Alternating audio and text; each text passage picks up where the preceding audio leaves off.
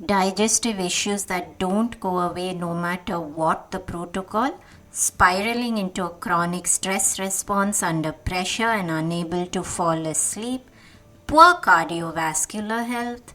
All these are connected in one way, and that is through the magical nerve known as the vagus nerve. You might be thinking, Deepa, I already know about the vagus nerve. Yes, that's probably true, but just stay with me as we explore the most subtle yet potent aspects. The problem is that the vagus nerve is so powerful that poor vagal tone can prevent all healing. Let's come to that in a bit. You might know that we can use the vagus nerve to help regulate critical parts of our health and nervous system. But can we use the vagus nerve to address our old traumas? Can this be the untapped area in solving long-term digestive distress? Can this support your cardiovascular health even if you have cardiovascular disease? In today's podcast, we will answer 3 questions. The first is, can these chronic challenges be helped through the vagus nerve? How does the vagus nerve impact our sleep? Can we improve vagal tone even if we have all these challenges? Who better than Dr. Navaz Habib to break this down? Why? Well, because he's the author of the book Activate Your Vagus Nerve. He's a chiropractor who has understanding of nerves and structure on all health, and he's the host of the Health Upgrade podcast. Let's get started.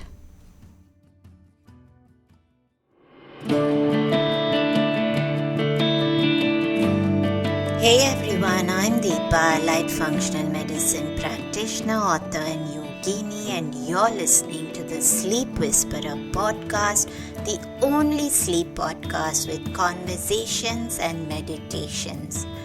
I'm on a mission to share profoundly insightful sleep conversations with global visionaries that merge together functional medicine and ancient wisdom.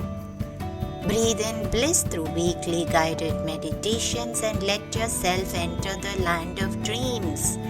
Together, let's unravel the pieces, get to the roots, and understand the right tools to transform your sleep completely. Through this podcast, I want you to dream the best version of yourself. It's time to regain hope and begin your sleep journey. Dr. Navaz, pleasure to have you, and always a pleasure to speak to another podcast host, because then everything works so differently. And vagus nerve has always been something that I'm fascinated with, and I've also written a bit about the vagus nerve in my book on sleep, which is coming out this year. However, this deep dive into the vagus nerve is really something that we must do on this show. And I know that you have a book on the vagus nerve, so we can talk about that at the end, and where can people get that. So let's get started a little bit, because what got you into this direction of writing a book on vagus nerve, because it's quite a narrow area to be looking so deeply into, and I know there's no other resources like that. So what prompted that pathway?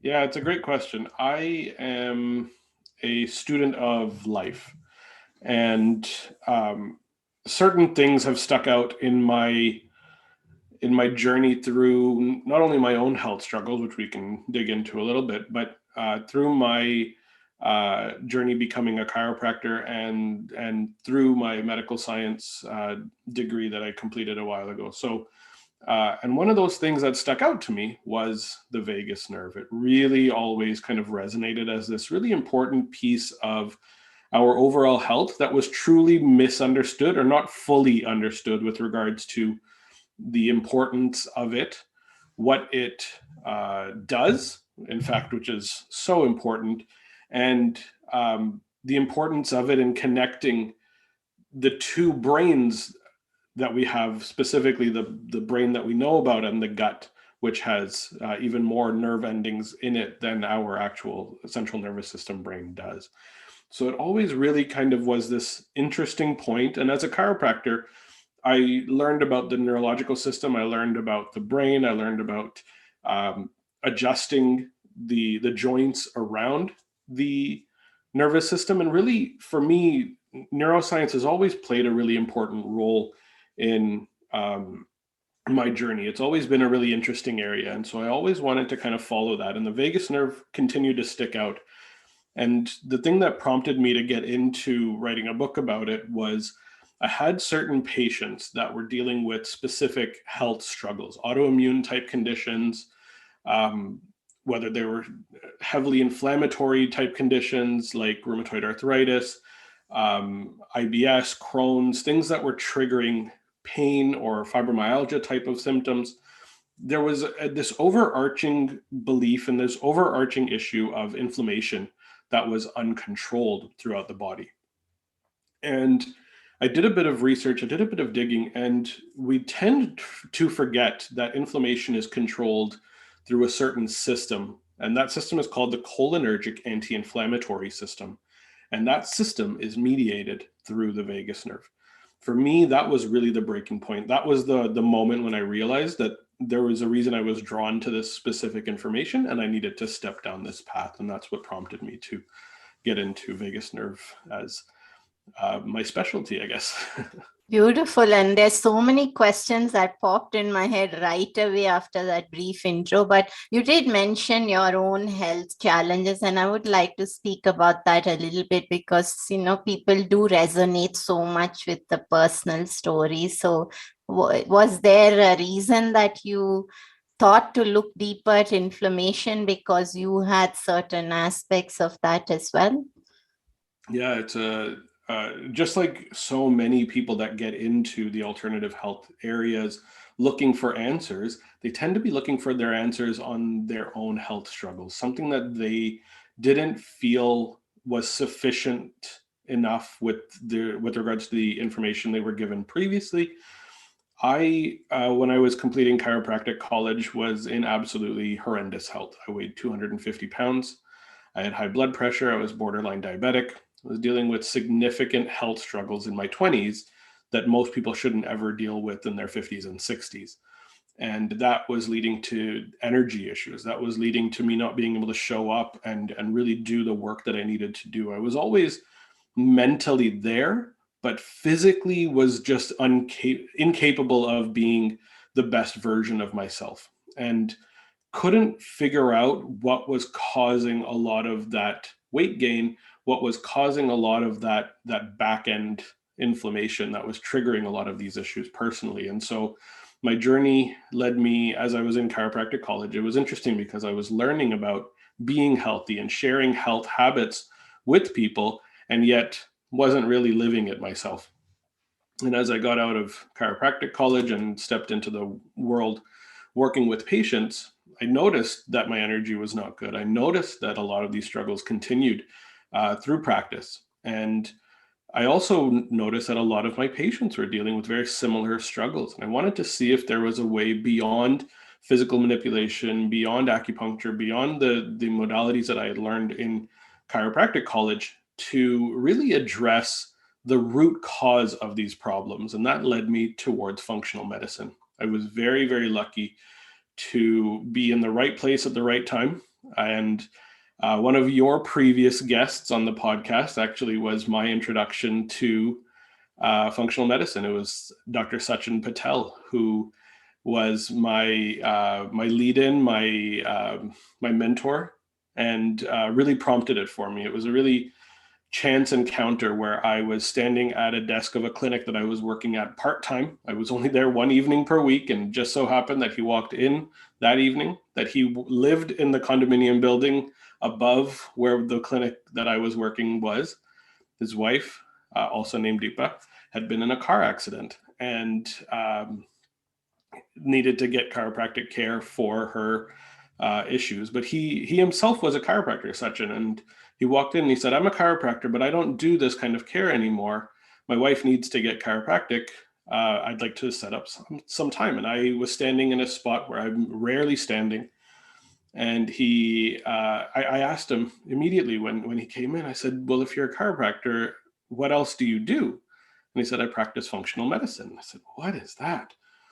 And so he went into the office. He was booking some time with the owner of the clinic at the time. As he stepped out, I ran after him, and I ran to get information with regards to what he was doing. What is this functional medicine thing you're talking about? And he graciously shared information. He met with me at a coffee shop multiple times in the mornings at 6:30, 7 o'clock in the morning, and just started prompting and guiding me down this path. And that led me to really understand that I needed to look deeper in my own health struggles. I needed to understand why the problem was happening, understand the root cause. And once I started to do that, I started to make shifts within my diet, within my daily schedule, within my activity levels, within my relationships. And things just started to prompt in a very positive way. I ended up eliminating 75 pounds of body weight off of me, which was a big deal.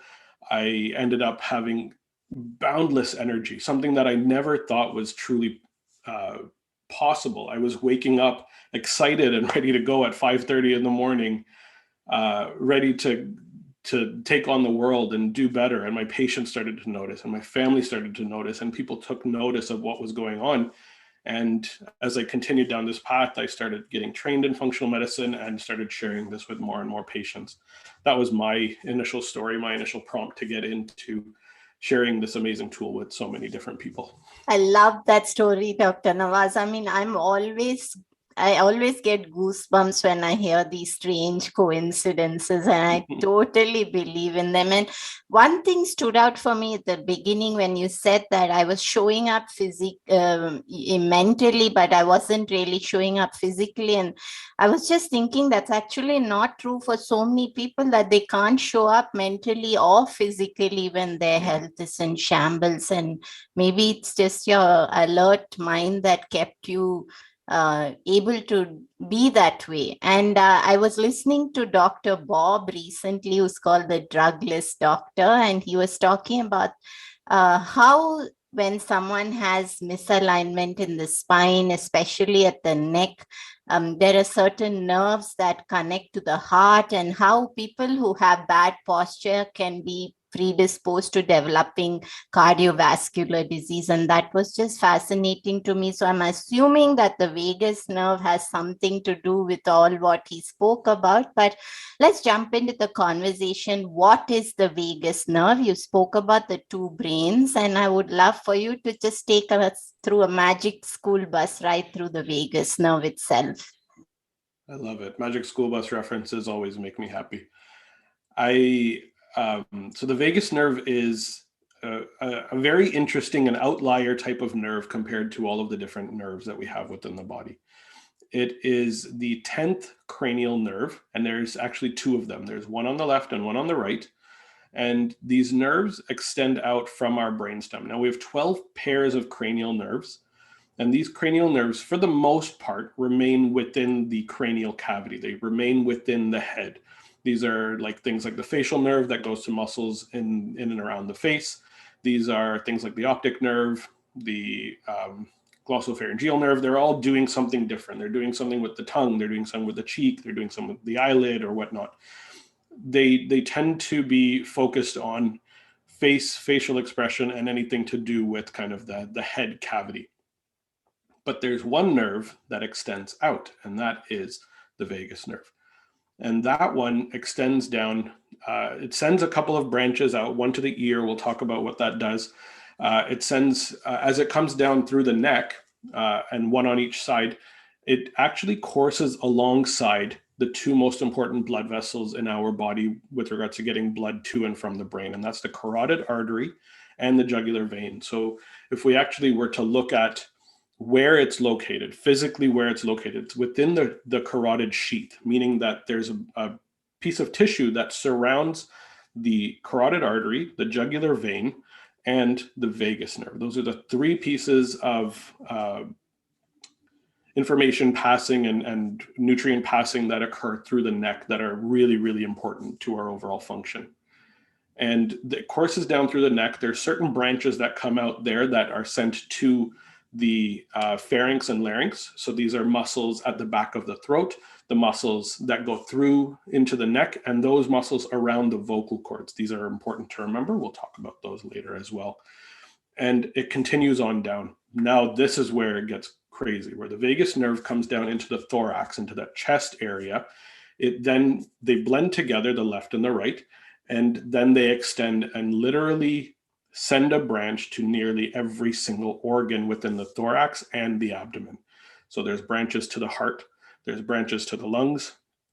It then continues down through, or it has branches to the esophagus as well, and to the trachea. So it goes down through, attached to the gut, passes through the diaphragm and into our abdomen, into our belly area, where it then sends branches to the stomach, small intestine, large intestine, spleen, kidneys, liver, pancreas, you name it. Essentially, every organ within our body has a branch of the vagus nerve attaching to it. This is important information. No other nerve in the body does anything like this. It's literally called vagus, meaning vague or wandering. That's why it's called the vagus nerve, because it goes to so many different places and anatomists haven't seen anything else like it. It's really that outlier. So that's a very simple magic school bus ride through the vagus nerve. And I'm sure that people really do not think that it has so many connections, because a lot of times, somewhere in the back of your mind that the vagus nerve is important, but to actually understand that there's so many aspects to it. And I want us to go through these functions, because you spoke about starting with branching out in the ear, and you did say that it's important. We'll come back to that later. So I'd love for you to go from the source and work your way down, and let's just talk about these functions, because I'm sure each of them is relevant in different ways to the body, and also it needs connection to sleep as well. Yeah. So we will definitely get into the connection with sleep, and this is a really, really important piece of the puzzle. For most people, when they learn about the vagus nerve, and I'm talking about clinicians, medical doctors, chiropractors, naturopaths, osteopaths, whatever you are, most of these clinicians learn that the vagus nerve runs what's called our parasympathetic nervous system, and that is absolutely correct. What this means is we have two branches of what's called the autonomic nervous system. The autonomic nervous system controls all of the things that automatically would happen within our body that we don't consciously need to think about. Things like digesting our food, or detoxifying our blood, or clearing out toxins from our liver, or digestion, etc. These are all things that are pumping our heart, or breathing for the most part. These are all functions that occur within our body that we're not giving conscious thought to. These are automatic processes, hence the autonomic nervous system. There's two branches to this system. One side is called the sympathetic nervous system, and the other side is called the parasympathetic nervous system. The sympathetic side focuses on handling stressors, and it's an important side. We need to ensure that the system works. It's really important, because what it does is it prepares us in case of something sudden, something scary, something that's risking our survival. It puts us into a state called fight or flight. Okay, so it essentially sends blood flow to specific areas, like to our muscles of our arms and our legs. It shunts blood flow away so that it goes to these areas, and so the muscles can either fight or run away from whatever this threat is that's going on. Also causes things like our pupils to dilate really quickly, so we can see all of the threats around us. But it also shunts blood away from our executive function, which is actually the front of the brain. So we're not able to think as clearly. We're simply thinking about our survival when we're in the sympathetic fight or flight state. It's an important thing to have. The issue is most of us spend a lot of time in that sympathetic state, almost too much. There's some estimates out there that most people are spending between 60 and 80% of their time in sympathetic mode, and we should not be. We should be spending the majority of our time in our parasympathetic mode. And that's what we generally know as the rest and digest. And may I stop you for a second, Dr. Navaz, because you said we should be spending more time in the parasympathetic, and most people are spending. And honestly, in today's time, I notice that people do not know how to get into a parasympathetic state. And I think that's key as well. So we can come to that much later. And how does the support, I mean, how does understanding the vagus nerve help us with that transition? Absolutely. And this is where the branches of the vagus nerve come in and actually play a really important role. And we can talk about the few other branches that we can utilize to actually stimulate vagus nerve function to put us from sympathetic towards that parasympathetic state. I'm just going to dig a little bit deeper into that parasympathetic state because we know it generally as a rest and digest state. This is the state that allows us to get into a restful state. We need to be able to get into a parasympathetic state in order to allow us to get to sleep. We cannot sleep when we're in fight or flight. We cannot create good, deep, restful sleep. We can't have REM. We can't get into the multiple waves of our sleep effectively if we're sitting in that sympathetic zone. So understanding that we need to be able to shift easily into that parasympathetic zone is really important. That's the rest piece. The digest piece is we also need to be in a calm zone to allow for our digestion to occur. When we're eating our food, if we're eating in a rush, if we're eating in a drive-through or in a convenience area and we're just rushing and shoveling the food down, we're not actually sending the signals to our digestive organs, our stomach, our digestive, our tongue. We're not sending the signals to our intestines to actually break down and absorb the nutrients from that food. Even if we're choosing really good food, we tend not to be getting the healthiest nutrients from those. And so it's important to be able to shift into that parasympathetic mode.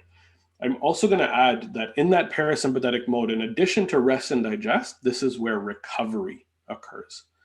And this is an important concept to understand because we will have stressors. Every day we will have things that break us down, beat us up in whatever way, whether it's hermetic stressors like going to the gym and exercising, or whether it's the kids driving you absolutely mad at their bath time and not wanting to listen to you. Whatever those stressors are, we're going to feel those. And our ability to recover from those stressors and be able to take on the new stressors the next day is mediated through that vagus nerve as well. And that has to do with that rest piece and getting really good sleep and being able to get into that recovery state. So parasympathetic plays that really important role. So these two branches, we need to be able to shift between the two. It's not like you're either in sympathetic or in parasympathetic. It's a continuum. And ideally, we should be on that parasympathetic side between 60 and 80% of the time, ideally. Most people are on the opposite side, and that's what we need to be addressing is how do we shift from that sympathetic fight or flight state into the parasympathetic state? Now, the vagus nerve is the nerve that mediates the parasympathetic nervous system. The vast majority of parasympathetic signals within our body go through the vagus nerve. That's important. What's really funny, though, is only 15% of the vagus nerve mediates parasympathetic information. So that entire system runs through the vagus nerve, but there's 85% of other information that's actually flowing through that nerve. And so when doctors know about it as the parasympathetic nerve, they're forgetting about the other 85% of information that flows through that nerve. This is where we can really make positive shifts, positive changes, and really understand that the other functions are very important to understand as well. One of those functions, the major function here is 80% of the information on vagus nerve is actually afferent information. It's information coming from the gut, from the organs, from the heart, the lungs, the intestines, the neuropod cells in the enteric nervous system. These are the nerves that are stimulated by sugar, fatty acids, and amino acids within our intestines, signal directly through the vagus nerve to the brain. And also the understanding and that link between microbiome and what's going on in the brain is signaled through that 80% of information going through the vagus nerve to the central nervous system. Think of the vagus nerve as primarily the gut-brain axis. In addition to that, it has the parasympathetic information. So we've got 80% of the information that's coming from the gut. going up to the brain. We've got 15% of the information as the parasympathetic information. That leaves about 5% of information that still needs to be accounted for that's on this nerve. 4% of that information is actually motor. Most of the nerves within our body are motor or sensory nerves. These are nerves that are sending signals to muscles, telling those muscles to activate, turn on, or to turn off. And the other nerves are sensory nerves. These are the ones that are attached to our skin, to our muscles, that are sending signals back to our brain as to the feelings that we have, the touch, the taste buds, things like that. These are sensory nerves. They're doing the senses, okay? That's what makes up these 5%. 4% of that is motor. So the vagus nerve in the neck sends, I said earlier, branches to the pharyngeal and laryngeal muscles. These are the muscles at the back of the throat, okay, and down towards the vocal cords. So these branches go to the pharyngeal muscles to allow for our airway to stay open and strong. This is a really big piece of the puzzle when it comes to sleep. Too many people are suffering from sleep apnea. Too many people are suffering from poor breathing patterns when they're sleeping, oftentimes breathing through their mouth. We know that that's not good. Being able to maintain a patent and open airway is vital to being able to get good sleep. And the breath is really truly the tool that we have to change from sympathetic to parasympathetic. And so the airway is a really important piece of that puzzle, being able to keep the pharyngeal muscles strong and tight and not weakening so that they collapse on one another, creating apnea or apneic events, meaning that we're not getting oxygen in and not getting carbon dioxide out, is a really important feature here. The other muscles that are innervated by the vagus nerve are the laryngeal muscles. These are the muscles that actually go to surround the vocal cords. And what they do is they essentially pull and tension on the vocal cords, creating the opportunity to create pitch and tone within our voice. So the reason I can go really, really low or really, really high with my voice is because I have vagus nerve signaling to the laryngeal muscles, allowing my tone and my pitch of my voice to change based on the tension that's created within the vocal cords by those muscles. So this is another tool, and these are tools that we'll be able to use when we're actually activating the vagus nerve, when we're actually stimulating it and making it work. That last 1% that was missing from the calculation is actually sensory information. And this we talked about right at the beginning, which is the innervation from the ear. And these are actually branches of the vagus nerve that collect sensory information from skin on the auricle, on the external part of the ear here. And it's not on the outside rims of the ear. It's kind of a tough picture to see, but it's on the inner part of the skin of the auricle. I've got pictures in the book. I recommend, if you're really interested in looking this up, Google it and check where the auricular branch of vagus nerve is, and it'll show you specifically where that sensory information comes from. I love it. I mean, I don't think I've ever had such a deep dive, Dr. Navaz, and I can't wait to order your book because I definitely want that deep dive now. And most of what you spoke about, I can think of connections to sleep in all these areas of the vagus nerve. I mean, there's so much that we can utilize in terms of our voice, in terms of practices. And truly, I do believe that sleep apnea is something that people do check at one point in time, and the result can vary based upon your state of inflammation or your state of health. I don't think it's a lifelong sentence the way it's thought to be, but that's another conversation altogether. But could we jump a little bit into the actual aspects of all the ways in which the vagus nerve plays a role in our sleep? Yeah, certainly.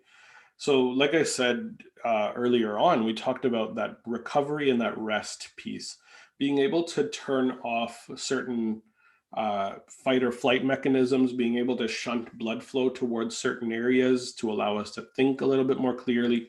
These are all very specific functions within the vagus nerve and that parasympathetic branches of the vagus nerve. Like I said earlier, we need to be able to shift from sympathetic to parasympathetic to allow us to get into a state where we can sleep effectively. Now, there isn't a specific branch of vagus nerve that allows you to sleep. That's not what we're saying here. But when the vagus nerve is toned, when it is working effectively, your ability to shift into that parasympathetic state is much better. And that allows us to be able to turn on melatonin production, that allows us to turn on deep breathing patterns, that allow us to shift into those waves of sleep and actually get into that sleep pattern that we want to be in, where we get that restful REM and deep sleep pattern, and ideally 5 waves of sleep as we're sleeping. Okay. So when it comes to being able to turn on that system, being able to shift from sympathetic to parasympathetic, it all simply comes down to one thing, and that is your breath. Everything that you can do, everything that all of the therapies that are out there, all of the shamans and all of the like biohacking tools that are out there, the intention of all of them, and I'm not downing any single one of them, they're all meant to help you breathe, and breathe calmly and breathe relaxedly, because that breath, when fast and shallow, stimulates a sympathetic response. It puts us into fight or flight. And when that breath is slow and diaphragmatic and calm and deep, that allows us to get into parasympathetic state. Can I And stop so you there's for a certain- second, Dr. Navaz? Because Sure. you said about slow, deep breath. And I mean, there's a difference here that I'd love for you to give your thoughts on before you go further. And that is that we have a lot of apps, we have a lot of tools where even the smartwatches have these settings where you switch on something, it tells you to breathe. And I find personally that even at the slowest setting, I feel it's too fast. And I feel those are programmed in a way where I just feel if someone's breathing at that level, they are still very, very sympathetic dominant. And I've been teaching yoga for more than 20 years. And one of the things that for me personally, I realized or thought of was that vagal tone has a lot to do with the difference in length between the exhale and the inhale, where the longer the exhale is in comparison to the inhale, then the better the vagal tone. And none of these smart watches or apps ever had anything to do with that. The inhale and the exhale were the same length. And they had these 3 settings. And as I said, at the slowest setting, I found as if I felt I was being forced to hyperventilate. Now, this is a very concerning issue, given that most of the world is basing a lot of these practices on these apps and smartwatches. So I think you must clarify a little bit about that as to how should the breath look when we are trying to slow it down. I will say you are absolutely 100% correct. The thing that dictates whether you're able to shift into parasympathetic mode more easily and increase vagal tone is extended exhalation time, significantly greater than inhalation time. The length that you inhale must be ideally half of that time that you exhale in order to fully stimulate vagus nerve function. And a lot of these apps out there, I believe beginner states are probably helpful. But when you get to be more advanced, having taught yoga for 20 years, whatnot, you've gone well beyond that. And that's where most people aren't, I believe. So I think a lot of the apps are built with beginners in mind. I would love for a lot of these apps to be able to say, okay, well, if you're not a beginner, if you're intermediate, maybe if you're advanced, this is where we can get into these states where you're doing a quick 2-second, 3-second inhale and doing a 10-second exhale, for example. Right? Where we're really focusing on the timing of that exhale, even holding as well. So things like Wim Hof breathing, the Wim Hof app, these might be really interesting tools for people that are a little bit more advanced.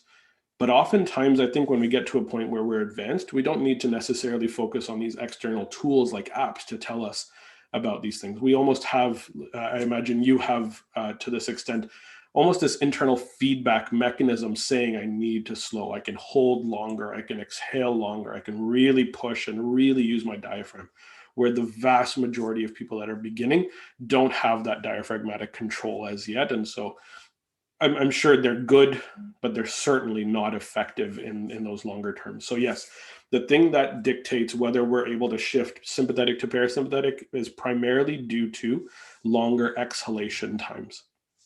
No question. Perfect. And you were speaking about the breath and also about sleep. So maybe we could get back into our sleep conversation and how the vagus nerve. So what is it telling us if someone is unable to switch to a parasympathetic state? And how would they know that the vagus nerve needs some support and love? Yeah, it's a great question. So there's a few areas or a few things that tend to create problems that the vagus nerve is unable to handle when they occur over a long period of time.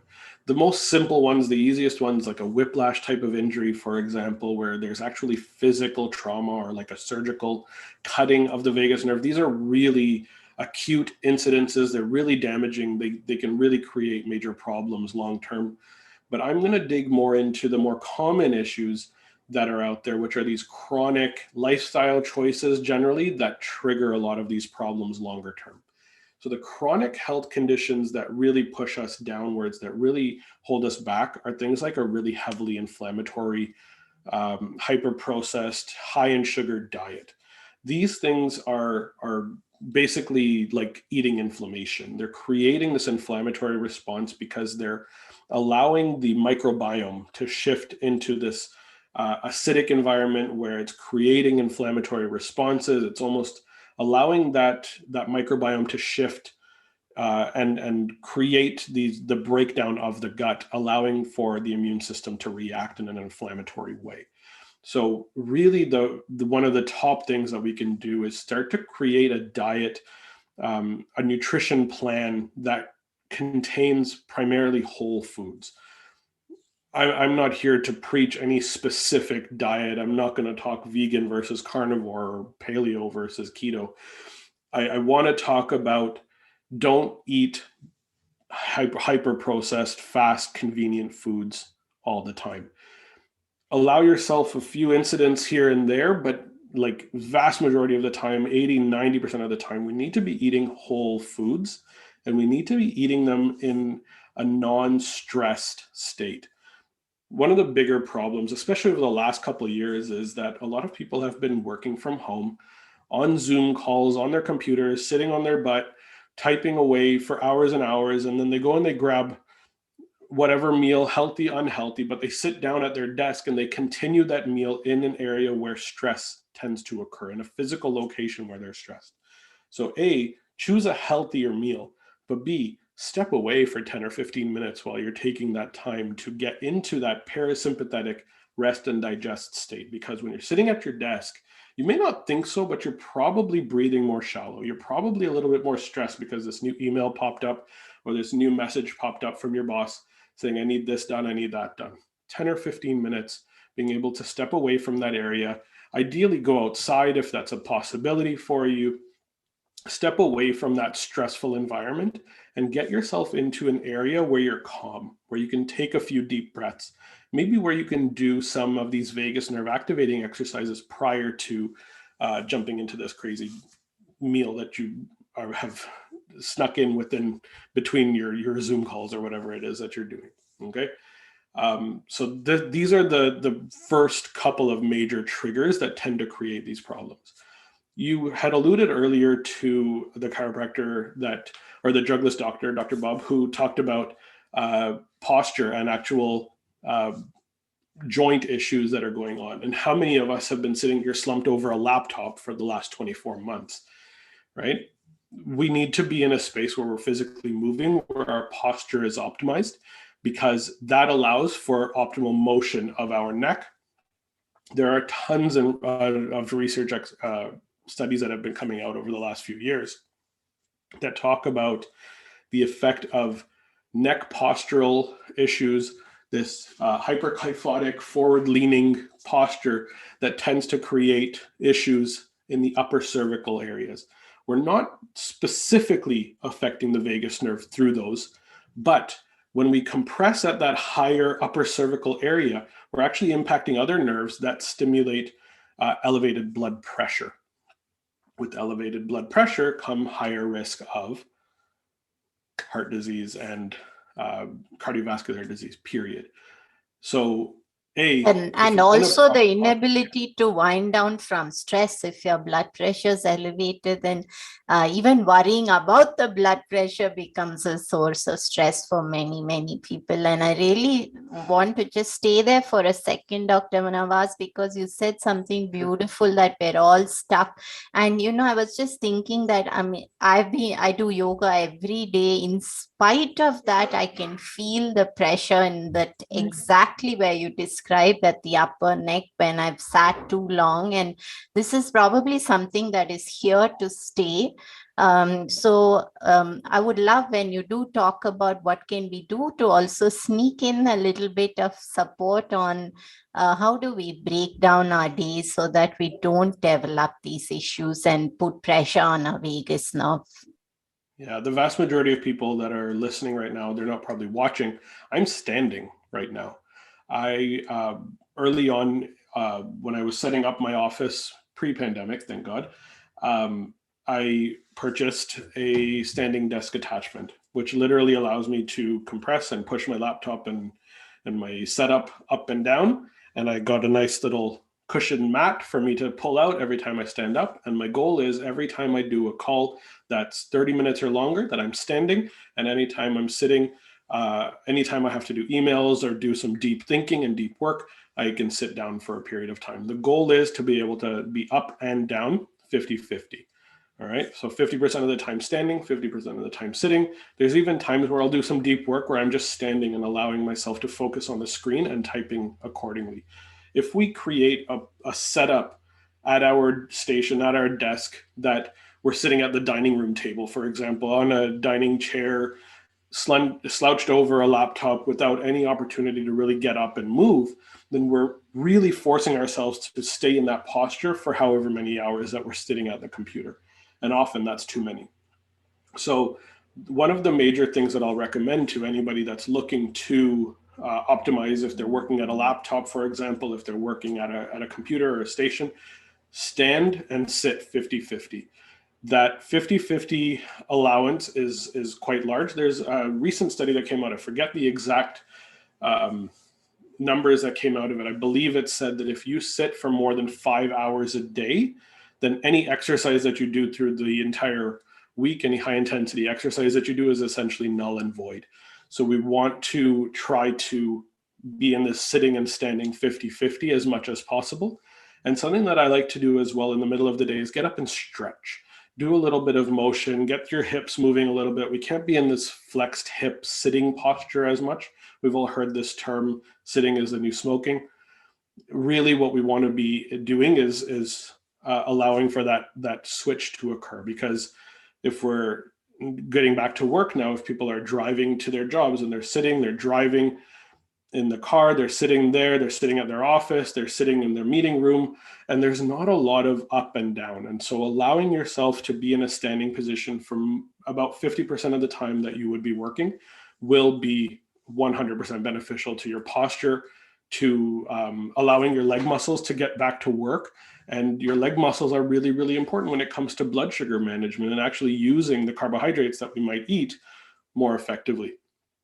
So really important information here. If anybody's dealing with blood sugar issues, standing at your desk actually really benefits you, because it helps to stimulate muscle growth within the hamstrings, the glutes, and the quads, which are your three biggest muscle groups. And those muscle groups use our blood sugar more effectively than any other cells within our body. And if we're sitting too often, those muscle groups tend to shrink down. So now allowing yourself to stand up for 2, 3, 4 hours a day will really benefit your blood sugar levels as well. It's something I've personally noticed. And how would somebody know that their vagal nerve needs support and is not in a good place?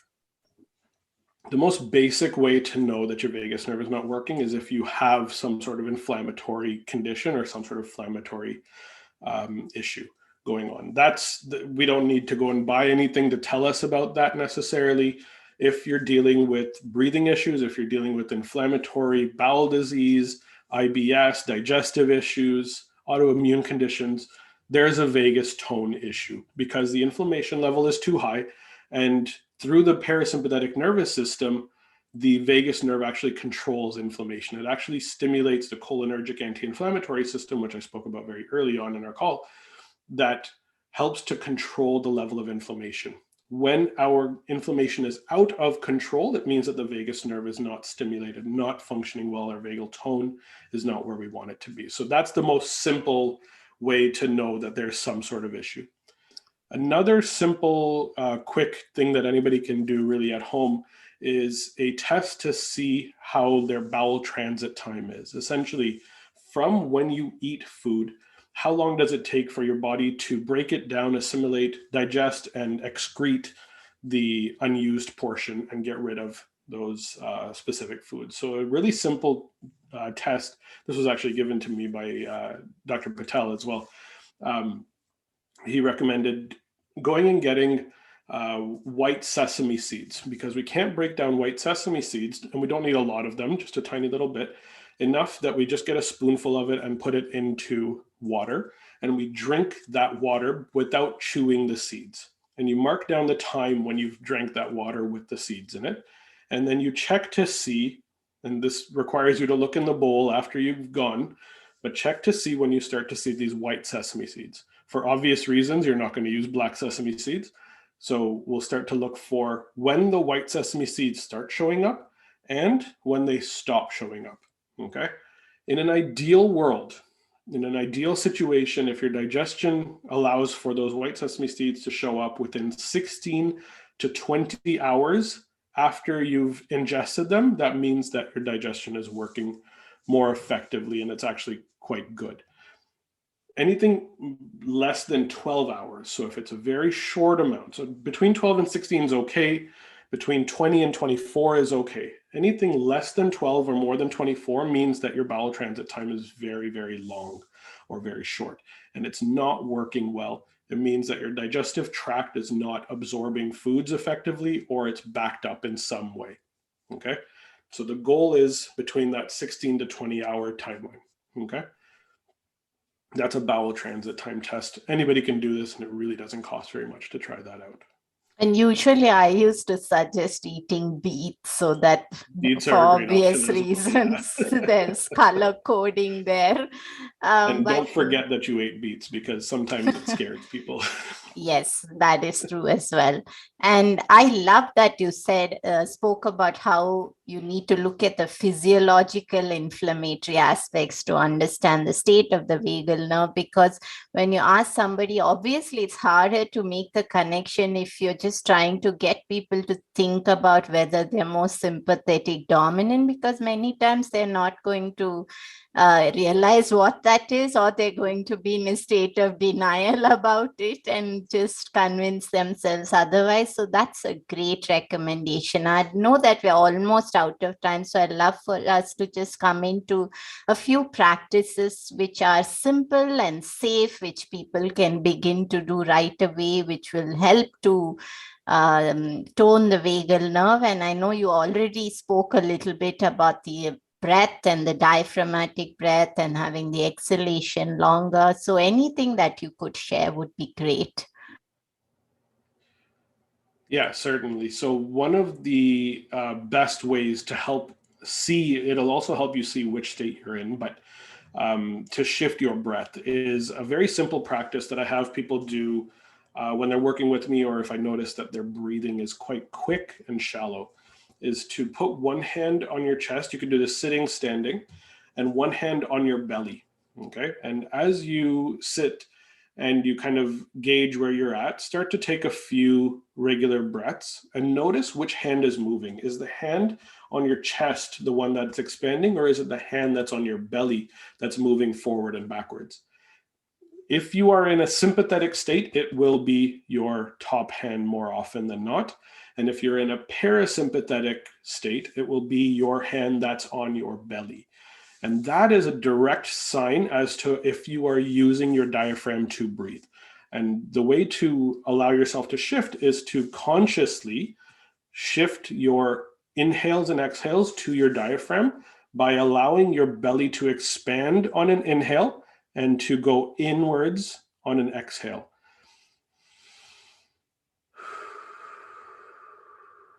Very, very slow on that exhale.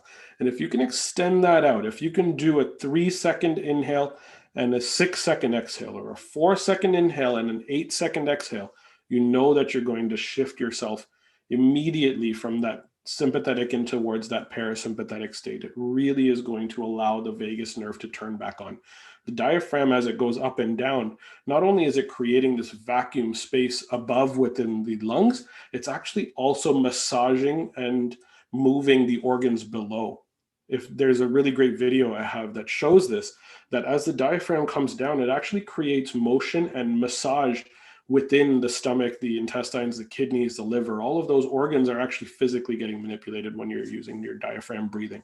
So it's not just about the breath, but the breath is a simple tool that you can use to allow those organs to start to work more effectively. And we can add that video into the show notes so that people can go and click on that and look at it. Certainly. Any final words for us? Yeah, just 2 very quick exercises I can add in as well. I mentioned the motor nerves of the vagus nerve, and these are where we can actually create specific vagus nerve activated areas. Not only are we worried about keeping our airway patent and open, but humming and chanting and gargling are 3 really easy ways to specifically target laryngeal vibration, laryngeal muscles, and those muscles, like I said earlier, are innervated through the vagus nerve. So if we are physically vibrating those muscles, physically vibrating the vocal cords, we are stimulating our vagus nerve. Something I like to do with my kids, I have a 4-year-old and a 1-year-old. When everybody's a little bit riled up before a meal, we all sit down and we do a little bit of humming. We just go, That's stimulating the vagus nerve by creating the vibration. It's also slowing our exhale, because when we hum, we're exhaling as well. So we're going into a long, prolonged, deep exhale, and it calms everybody down and gets us into this rest and digest state more effectively. Humming is wonderful for kids. Gargling is also a really great exercise for us to do. You just keep a glass nearby when you're brushing your teeth in the morning and the evening, and you try to gargle as hard as you possibly can with maybe some warm water and salt, and do your best to clear out what's going on at the back of the throat. But as you're opening that up, you're stimulating pharyngeal muscles to keep the airway open, and laryngeal muscles to push the water out, and actually creating a humming sound during that same time. So gargling, humming, chanting is even quite good. Singing, things like that will be really beneficial in calming us and getting us into that parasympathetic state. But it all comes back to the breath, and that's really important to remember. And I think I just want to add, Dr. Navaz, is that Brahmari, which is the bee's breath, where you just make a fist and you insert your thumb into your ear, and then you exhale and you hum along with the exhalation. And you'll always find that the exhalation, when you're humming with it, is much longer exhale than a regular exhale. And I think so that's combining 2 of those, and it's a win-win, because we're naturally allowing our exhale to be much longer, and we are humming and we're getting at those vocal cords. And that was a great conversation. I truly believe that I learned so much from you today, and it was a pleasure and honor having you. And we have all our guests complete our show mantra, so I'd like you to complete that as well. If sleep is the new medicine, then how would Dr. Navaz complete it? If sleep was the new medicine, and I truly believe it is, I would focus on the important calming wind down prior to bedtime. For those who are watching on video right now, I'm wearing blue blocking Viva Ray glasses. I know Rudy's been on the show. And we have the Viva Rays link on the show notes of every episode, so anyone can just go there and click on it and get their own. And I think it's amazing because Rudy's Viva Rays, which whenever I wear it, I find that my sleep is way deeper. I'm a lot more in REM sleep. I have more vivid dreams, and I just wake up super refreshed, because I think that is also very key to looking at sleep. Sometimes people can sleep even 9 hours and they feel they've slept well. Even the tracker can show it, but then they don't wake up refreshed. And that's part of what is good sleep, where you're waking up vibrant and ready for the next day. But thank you, Dr. Navaz. It was indeed my pleasure to host you here today, and I will go and get your book, and we'll attach the link so that people can go and get the book and have an even deeper dive into the vagus nerve. Wonderful. Thank you so much. It's been an honor.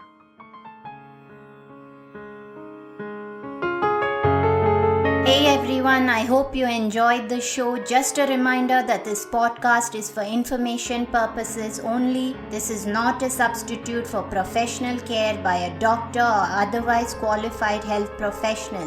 This information is provided on the understanding that it does not constitute medical or other professional advice or services. If you are looking for personal help on your health journey, do seek out a medical practitioner. Please do make your own healthcare decisions based upon your research and in partnership with your doctor or otherwise qualified healthcare professional. It is in no way intended as medical advice, as a substitute for medical counseling, or as treatment or cure for any particular health condition. Be sure to always work directly with a qualified health practitioner before making any changes to your diet or lifestyle that may feel out of your realm of comfort or understanding. If you are looking for an allied functional medicine practitioner, do seek out more information on www.phytothrive.com. It is important that you have someone who is qualified and understands your health personally in order to provide adequate care, especially when it comes to chronic health conditions.